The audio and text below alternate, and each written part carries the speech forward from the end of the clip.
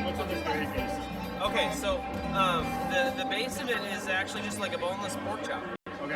But this is something that I brought from Iowa. Like, I mean, you get these all over. I mean, obviously not this size, right? But I mean, they just. Without the Boysenberry, of course. Oh yeah. No, I was just like, no, we were like tasting so many things, and they kept talking about we want like a wow item. And honestly, I was just frustrated one night, you know, and I just was like, I went back into my kitchen back there, and I'm just like, I'm just gonna make something.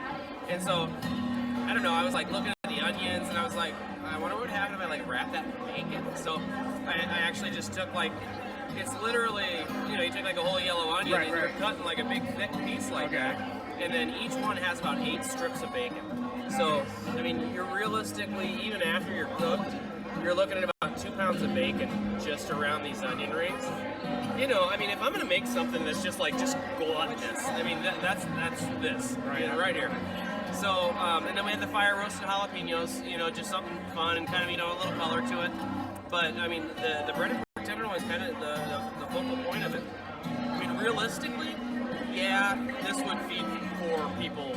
I mean, when I did these before, like, even showing them to the different departments, they're like, what do I do with that? You know, I'm like, well, we'll probably have to cut it up into sections so everybody can try it. But, I mean, I had like that much of it. I was stuffed. So, you haven't eaten a full one yet. I know, but I will try it. I mean, somebody's got to try it. Oh yeah, and I guarantee they will. And that was the thing. I was just like, you know, you're gonna get some group of football players that's like, I'm gonna eat the whole thing, dude. I was like, I bet you can. I really think that'll be kind of fun.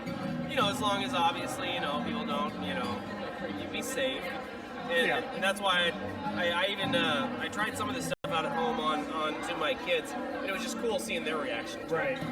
But like even the roll is something that we already make like over at the Fireman's Barbecue. Right. So it's the roll that we use for firemen's. Okay. And so I just talked to the bakers. I was like, I'm gonna make this just huge tenderloin. Right. It's like, can you just multiply your recipe 3 or 4 and just see where we get it with it? And it ended up with this 14-inch sub roll.